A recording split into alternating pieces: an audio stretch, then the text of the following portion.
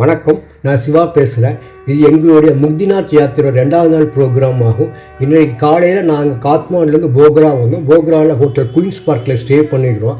அங்கே லஞ்சை முடிச்சுட்டு நாங்கள் இப்போ பிந்திய பாசினிங்கிற ஒரு கோவிலுக்கு வந்திருக்கிறோம். இந்த கோவில் ஒரு அம்மன் கோவில் ஆகும். இந்த கோவில் ரொம்ப பழமையான கோவில். இது மிருவாங்கிற இடத்துல இருக்குது. நாங்கள் 2 வேனில் வந்திருந்தோம். ஸோ எல்லோரும் இறங்கி கோயில் நோக்கி போயிட்டுருக்கோம். கோயில் இங்கேருந்து ஒரு 5 மினிட்ஸ் வாக்கபிள் டிஸ்டன்ஸு. ஒரு சைடு பார்த்தீங்கன்னா ஃபுல்லாக நம்ம ஊர் கோவில்கள் மாதிரி கடைகள் நிறைய இருந்துச்சு. பூக்கள், தேங்காய் பழம், ருத்ராட்ச மாலை, சாலக்கிராம பெருமாள் நிறைய இருந்துச்சு. ஸோ நாங்கள் பார்த்துட்டு அங்கே போயிருந்தோம். இது ஒரு பிக்னிக் பிளேஸ் மாதிரி தான் இருக்குது. இந்த கடைகளை ருத்ராட்ச மாலையிலேயே கூடைகள் வச்சுருந்தாங்க. பூக்கூடை மாதிரி இருக்குது. சிவலிங்க வடிவத்துலேயும் வச்சுருந்தாங்க. பட் ரேட்டை கேட்டோம். ரேட் ரொம்ப ஜாஸ்தியாக சொன்னாங்க, இந்தியன் காஸ்ட்டு. ஸோ அதனால நாங்கள் வாங்கலை. நாங்கள் கோயில் நோக்கி போயிட்டுருக்கிறோம். நாங்கள் கோவிலோட அடிவாரத்துக்கு வந்துவிட்டோம். இங்கே இருந்து அந்த மலைக்கு போகிறதுக்கு ஒரு 25 படிகள் தான் இருக்குது. இல்லை லிஃப்ட்டில் வயசானவங்க நடக்க முடியாதவங்க லிஃப்ட்டும் வச்சுருக்குறாங்க. ஸோ லிஃப்ட்லேயும் போகலாம். நாங்கள் படியேறி நடந்து தான் போனோம். இந்த படியேறி ரொம்ப பெரிய படிகள்லாம் இல்லை, ஒரு 25-30 படிகள் தான் இருக்குது. ஸோ ரொம்ப ஈஸியாக தான் இருந்துச்சு. நாங்கள் ஏறி போயிட்டோம். படியில் ஏறி போகிறவங்களுக்கு கம்பி வச்சுருந்தாங்க. ஸோ பிடிமானம் நல்லாவே இருந்துச்சு. ஸோ ரொம்ப ஈஸியாகவே நீங்கள் ஏறலாம், ரொம்ப பயப்படலாம் தேவையில்லை. ஸோ மேலே ஃப்ரீயாக தான் செப்பல் ஸ்டாண்ட் வச்சுருந்தாங்க. ஸோ செப்பல் ஸ்டாண்டில் செப்பலை வச்சுட்டு நாங்கள் கோயிலுக்கு நுழைகிறோம். இந்த கோயிலை முதல்ல பார்த்தீங்கன்னா நம்ம விநாயகர் பெருமான் அமர்ந்திருந்தார். இப்போ பார்க்குறதுக்கு ரொம்ப அழகாக இருந்துச்சு. நம்ம ஊர் கோயிலில் விநாயகரை கும்பிடுவோம்ல, அதே மாதிரி தான் இங்கேயும் விநாயகர் கோயில் இருந்துச்சு. அது பக்கத்துலேயே பார்த்தீங்கன்னா அனுமர் டெம்பிளும் இருந்துச்சு. ஸோ இது நமக்கு ஆதி அந்த வழிபாடை ஞாபகப்படுத்துகிறாப்புல இருந்துச்சு எனக்கு.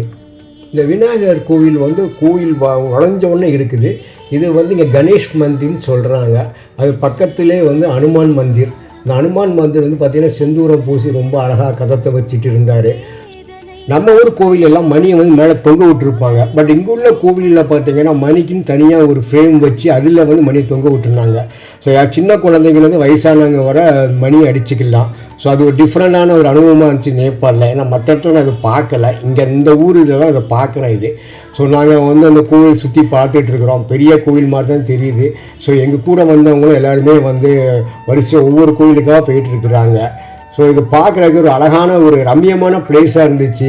இது பிக்னிக் ஸ்பாட்டு மாதிரி தான். எல்லாருமே ஃபோட்டோ எடுத்துகிட்டு இருக்காங்க. நாங்களும் ஃபோட்டோ எடுத்தோம். ஃபோட்டோவை காமிக்கிறோம் பாருங்கள். இந்த மலையிலேருந்து பார்க்குறப்ப போக்ரா சிட்டி ஃபுல்லாகவே தெரிஞ்சிச்சு. பக்கத்தில் ஃபியூவா லேக்கு ஏரி ஒன்று இருக்குது. அது பேர் ஃபியூவா. அதையும் பார்த்தோம். அதில் ஒரு கோயில் இருக்குது, டால் வராகின்னு சொல்லி, வராகி அம்மன் டெம்பிள். அதுக்கும் கூட்டு போகிறேன்னு சொல்லியிருக்கிறாங்க. ஸோ நாங்கள் அடுத்தது எங்கள் ஒய்ஃபு, என் ஃப்ரெண்ட்ஸ் எல்லாருமே மணி அடிக்கணும்னு ஆசைப்பட்டாங்க. ஸோ அவங்கெல்லாம் மணியை அடிச்சுட்டு ப்ரேயர் பண்ணிக்கிட்டு ஸோ நாங்கள் அப்படியே கிளம்பி கோயிலுக்குள்ளே நுழைஞ்சு வந்துகிட்ருக்குறோம். இந்த மணி டிஃப்ரெண்ட்டாக இருந்ததுனால, அதாவது மேலே தொங்க விடாமல் கீழே ஃப்ரேம் போட்டு வச்சுருந்தனால அவங்க சின்ன குழந்தைங்க மாதிரி எல்லா இடத்துலையும் மணி அடித்து எல்லா இதுலேயும் ப்ரேயர் பண்ணிக்கிட்டு இருக்காங்க. இந்த இடத்துல சிட்டியை பார்க்க ரொம்ப சூப்பராகவே இருந்துச்சு. இது காத்மாண்டுக்கு அடுத்தபடியான ஒரு மிகப்பெரிய சிட்டின்னு நேபாளில். இது பேர் போக்ரா. இந்த கோயில் அமைஞ்சிருக்க இடம் மிருவா. இப்போ நாங்கள் கோயிலுக்கு நுழைஞ்சிரோம். எங்கள் குரூப் எல்லாருமே ஃபோட்டோ தான் எடுத்துகிட்டு இருந்தாங்க. ஸோ நாங்கள் இப்போ சரஸ்வதி மந்திர், இங்கே சரஸ்வதிக்கு ஒரு கோவில் இருக்குது, சரஸ்வதி மந்திர் அப்படின்னு சொல்கிறாங்க. ஸோ இது நம்ம ஊர் சரஸ்வதி அம்மன் சிலை மாதிரியே தான் இருந்துச்சு. ஸோ இதை பார்த்தோம். இது அடுத்தால பக்கத்தில் பார்த்தீங்கன்னா விஷ்ணு பகவான் இருக்கிறாரு. இதுக்கு அடுத்தால பார்த்தீங்கன்னா சிவன் தவக்கூடத்தில் இருக்கிறாரு. அதையும் பார்த்தோம் நாங்கள். அதுக்கு அடுத்தது பார்த்திங்கன்னா சூரிய பகவான் கோயில் இங்கே இருந்துச்சு. எனக்கு எதாவது ஆச்சரியமாக இருந்துச்சு. நம்ம ஊரில் சூரிய பகவான் கும்பிடுவோம். பட் அங்கே கும்பிட்றாங்களான்னு தெரில எனக்கு. பட் இங்கே சூரிய பகவான் இந்த தேரில் 7 குதிரையை வச்சுட்டு வர்றப்ப ஒரு சிலை இருந்துச்சு.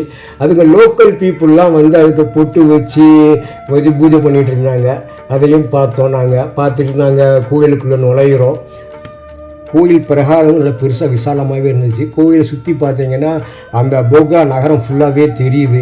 ஸோ இதெல்லாம் நாங்கள் பார்த்தோம். இப்போ சிவன் பார்வதியோட மணக்கோலத்தில் பார்த்துட்ருக்கோம். ஸோ இது பக்கத்தில் இருக்கிறது மேரு. ஆனால் இதுக்கு மேலே ஃபோட்டோ எடுக்கக்கூடாதுன்னு சொல்லிட்டாங்க, வீடியோ எடுக்கக்கூடாதுன்னு சொல்லிட்டாங்க. கருவறை எடுக்கலாம், நான் வீடியோ ஃபோட்டோ எடுக்க முடியல. இவரோட பூசாரி இந்த கோயிலோட தலை வரலாறு பற்றி சொல்லிகிட்டு இருந்தார்.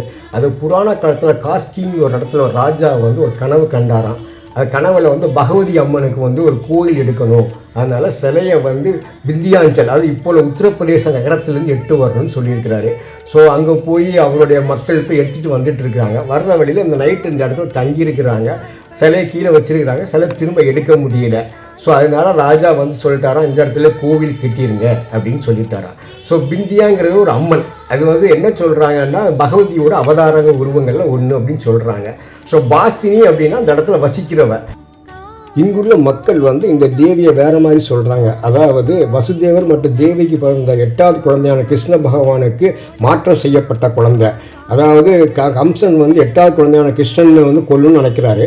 அப்போ வசுதேவரும் தேவியும் குழந்தைய மாற்றம் செய்கிறாங்க. அந்த மாற்றம் செய்கிறப்போ இந்த பெண் குழந்தை வந்து அங்கே கம்சனோட கையில் போய் சேருது. கம்சன் வந்து அதை கொல்ல ட்ரை பண்ணுறப்போ அதை மறைஞ்சு போய் இந்த பிந்தியாங்கிற தேவி அம்மனாக இங்கே அமர்ந்திருக்கிறாங்க அப்படின்னு சொல்லிட்டு இருக்கிறாங்க.